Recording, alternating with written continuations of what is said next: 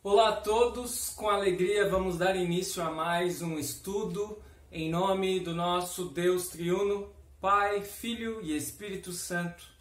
Amém. Chamo a todos bem-vindos a este estudo de Romanos. Estamos finalizando a Epístola de Paulo aos Romanos. Hoje, em tese, seria o último dia, que eu até havia dito que eu queria pegar os dois capítulos juntos. Mas depois eu pensei melhor e achei por bem nós continuarmos na divisão de um capítulo ainda por dia. Então nós veremos hoje o capítulo 15 e na semana que vem o capítulo 16, porque aí ao final eu quero ainda conversar um pouco a respeito de alguns temas que são mais marcantes na Epístola de Paulo aos Romanos. Muito bem, então hoje com o capítulo 15... uma das temáticas que vão aí reverberar e possivelmente que fiquem na nossa mente após este estudo é a temática de como nós devemos agir com o próximo.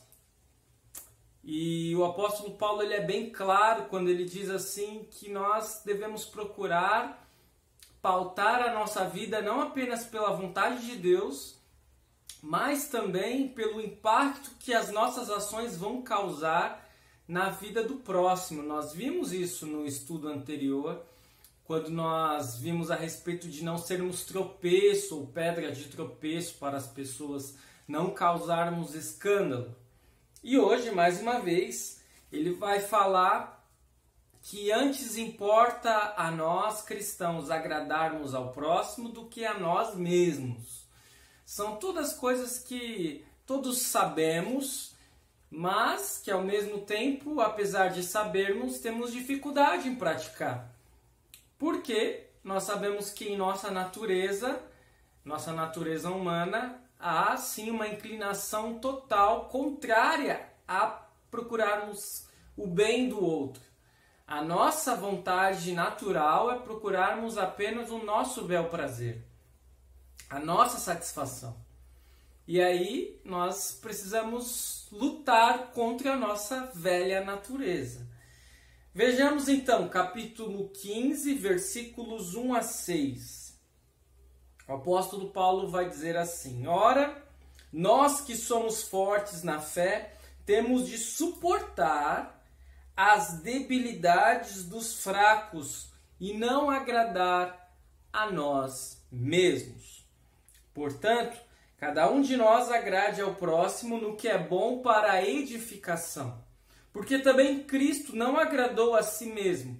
Pelo contrário, como está escrito, os insultos dos que te insultavam caíram sobre mim. Pois tudo o que no passado foi escrito, para o nosso ensino foi escrito, a fim de que pela paciência e pela consolação das Escrituras tenhamos esperança. Ora, o Deus da paciência e da consolação lhes conceda o mesmo modo de pensar de uns para com os outros, segundo Cristo Jesus, para que vocês, unânimes e a uma só voz, glorifiquem o Deus e Pai de nosso Senhor Jesus Cristo. Então eu destaco aqui especialmente os versículos iniciais 1, 2 e 3. No versículo 1 ele vai falar: temos de suportar as debilidades dos fracos e não agradar a nós mesmos. E Lutero tem um comentário bem interessante acerca deste texto. Ele vai dizer o seguinte: a lei de Cristo é a lei do amor. Depois que Cristo nos redimiu, renovou e constituiu como a sua igreja, deu-nos nenhuma lei a não ser a lei do amor mútuo. Novo mandamento vos dou, que vos ameis uns aos outros, assim como eu vos amei, conforme palavras do Evangelho de João, capítulo 13, versículos 34. No entanto, amar não é querer bem ao outro, como afirmam alguns frivolamente, mas carregar as cargas do outro.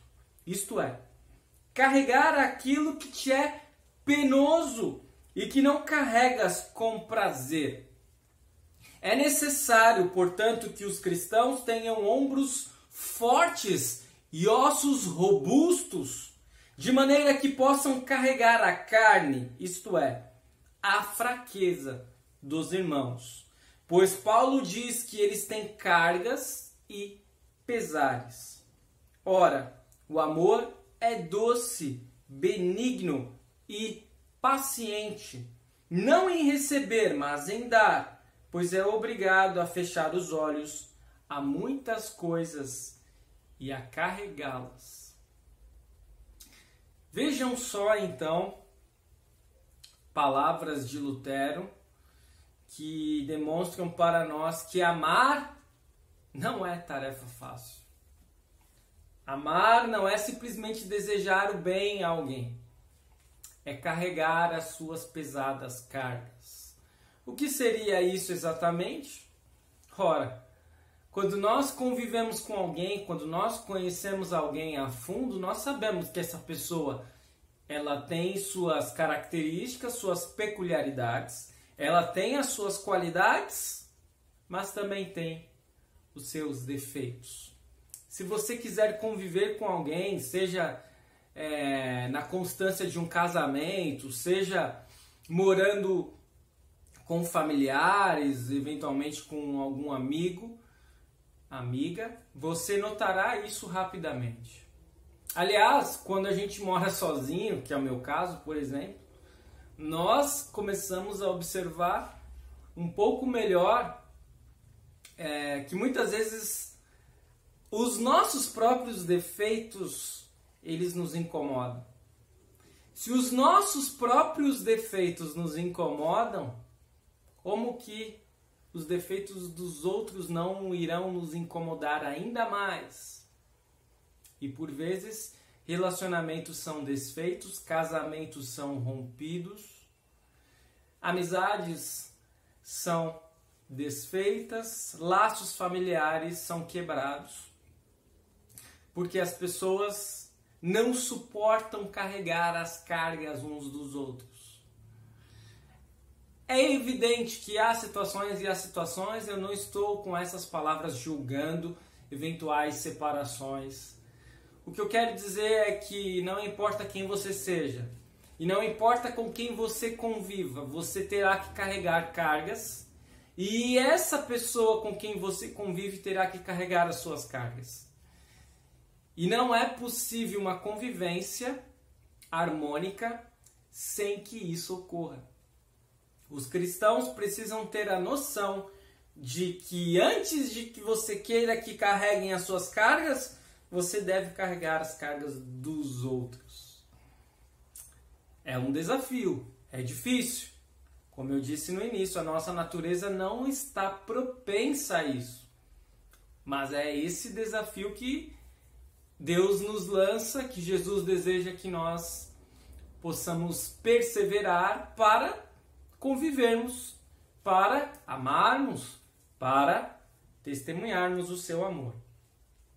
Sobre o versículo 2 do capítulo 15, o apóstolo Paulo vai dizer assim: seria de fato uma obra de caridade bem tola querer alimentar os famintos, dar de beber aos sedentos, vestir os que não têm roupa, visitar os doentes e ao mesmo tempo não estar disposto a suportar ou não querer ter à sua volta os famintos, sedentos, nus e doentes.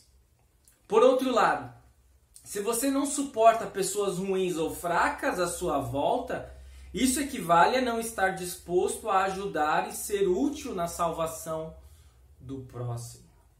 A conduta e o amor cristão não consistem em achar gente piedosa, justa e santa, mas em fazer deles gente piedosa, justa e santa.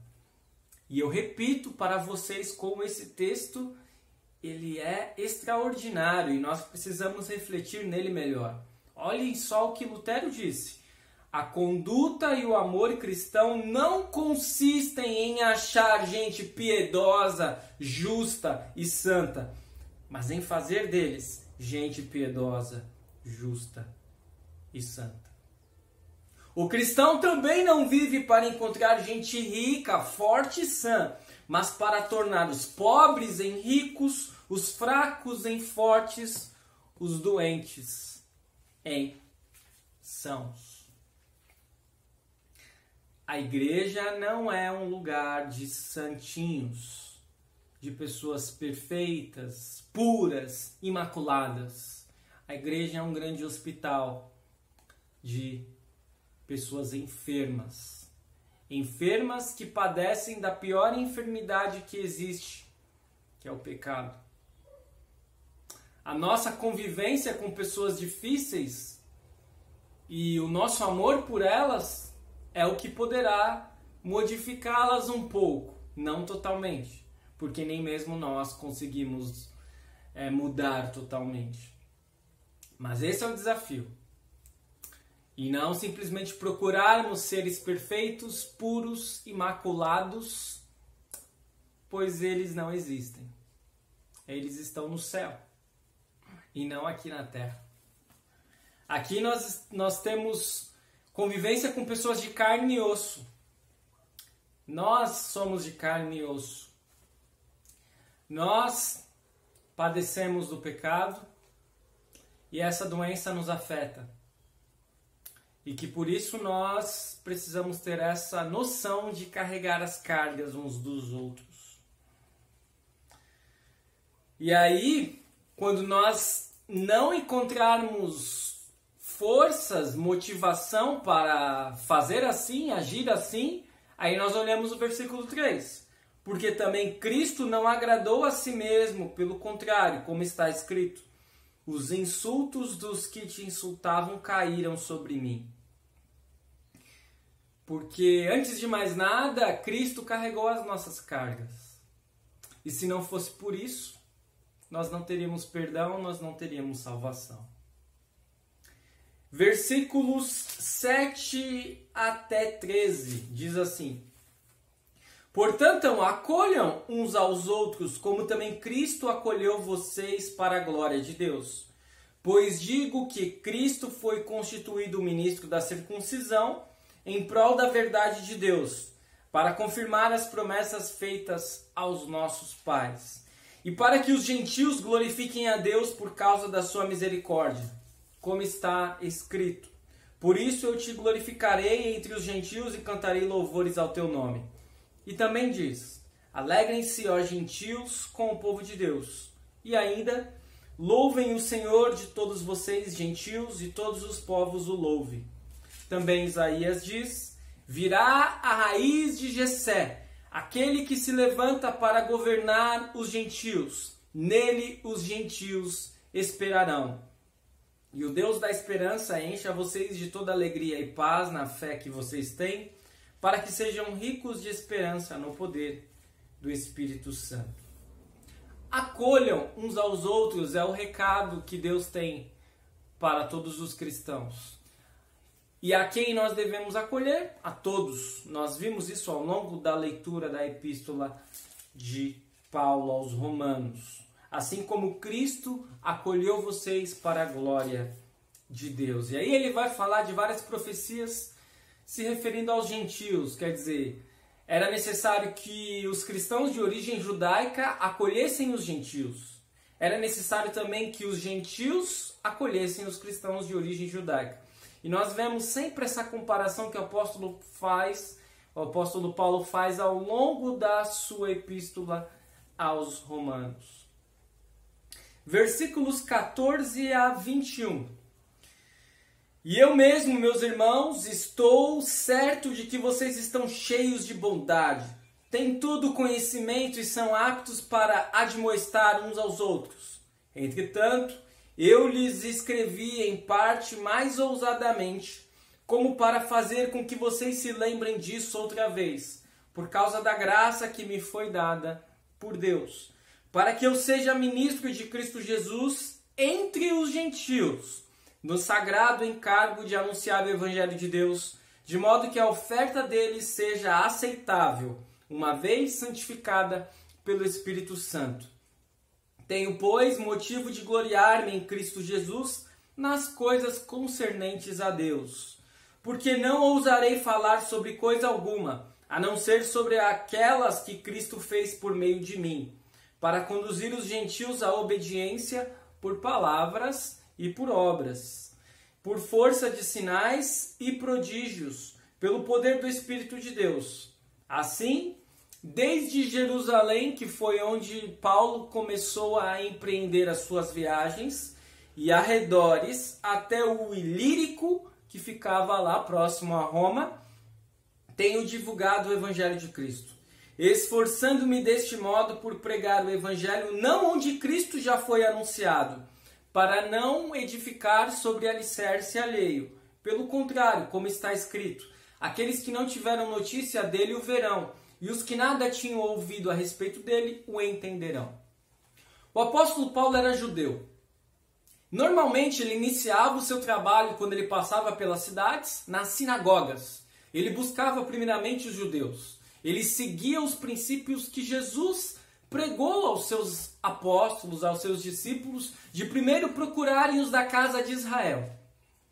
Mas o apóstolo Paulo sabia que a sua missão precípua, principal, não era com os judeus. Era com os gentios. Ele é chamado de apóstolo dos gentios. Ele é o missionário por excelência, que sai empreendendo viagens pelo povo, por vários povos, por vários países. Não havia muito essa conotação de país na época, mas enfim, por vários territórios, para alcançar o máximo possível de pessoas das diversas origens, das diversas etnias, das diversas religiões pagãs, para alcançá-los para Cristo. Versículos 22 a 29. E essa foi a razão porque também muitas vezes fui impedido de visitá-los. Mas agora, não tendo mais campo de atividade nestas regiões, e desejando há muitos anos visitá-los quem? Os cristãos lá de Roma. Penso em fazê-lo quando em viagem para a Espanha. Então o apóstolo Paulo já havia cumprido as suas viagens principais, já havia saído de Jerusalém, passado pela Antioquia, por aqueles territórios que mais ou menos estão ali no Mediterrâneo, um pouco também. E o seu destino final seria cruzar, então, até o mais extremo da Europa naquela época, que era a Espanha. E aí ele diz assim que quando eu estiver indo para a Espanha, eu devo passar em Roma e eu quero ver vocês.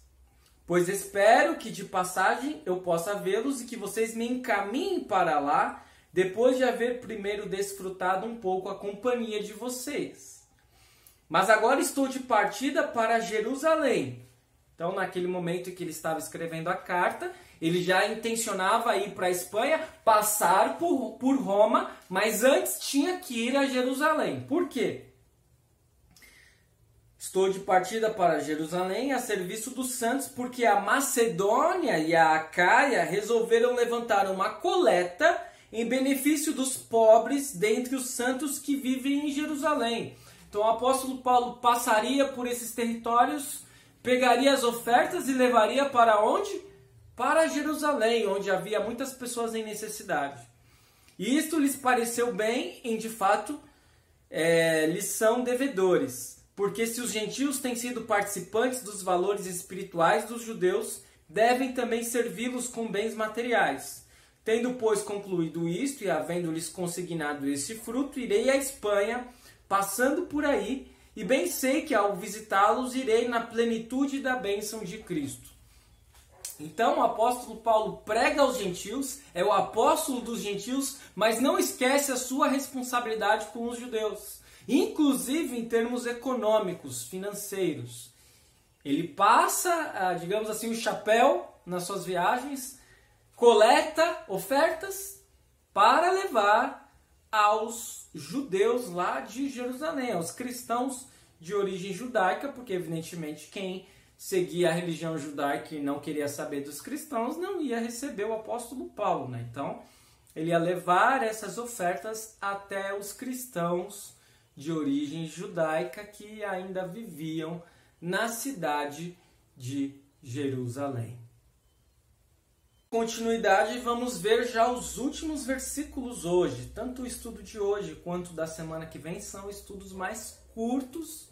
Eu até pensei em fazer os 2 capítulos juntos, mas depois achei melhor que, mesmo que fossem mais curtos, deixá-los separados. Então vamos finalizar com os últimos versículos, versículos 30 a 33. Irmãos, por nosso Senhor Jesus Cristo e também pelo amor do Espírito, peço que lutem juntamente comigo nas orações a Deus a meu favor, para que eu me veja livre dos rebeldes que vivem na Judéia e que este meu serviço em Jerusalém seja bem aceito pelos santos. Isto para que, pela vontade de Deus, eu chegue à presença de vocês com alegria e possa ter algum descanso na companhia de vocês. E o Deus da paz esteja com todos vocês. Então o apóstolo Paulo pede orações pela sua viagem. Ele está indo a Jerusalém, passará pela Judéia por pessoas que eventualmente não suportam o seu ministério, não suportam das duas maneiras que você pode compreender, não suportam financeiramente ou dando apoio, não suportam o apóstolo Paulo, porque acreditam que ele virou a casaca, que antes ele era judeu que perseguia os cristãos, ele passa a ser cristão que prega aos judeus a respeito do evangelho. Então ele pede orações para os destinatários da sua carta, da carta aos Romanos, e ele está ansioso para vê-los. Isso fica muito transparente ao longo da carta de Paulo aos Romanos. Seria isso hoje, sei que mais curto, mais breve, mas realmente ser sucinto, às vezes é bom também, nós ficamos com o texto, nós não viajamos muito, nós não conjecturamos o que não está no texto, mas é interessante, né? Eu reforço aqui a ideia, o pensamento de Paulo. O cristão deve procurar não agradar a si mesmo, mas agradar ao próximo, servir o próximo em suas necessidades, né? Na certeza de que nós estamos juntos e que nós devemos nos ver como irmãos. O apóstolo Paulo pede orações por ele. Depois, na semana que vem, no capítulo 16, nós veremos como que esse apoio ele se consubstanciou, né, pelo ministério do apóstolo Paulo. Mas aqui nós já vemos, especialmente nas ofertas concedidas a ele, mas de maneira especial aos que passavam dificuldades, aos pobres de Jerusalém. Seria isso hoje. Vamos concluir então com uma oração.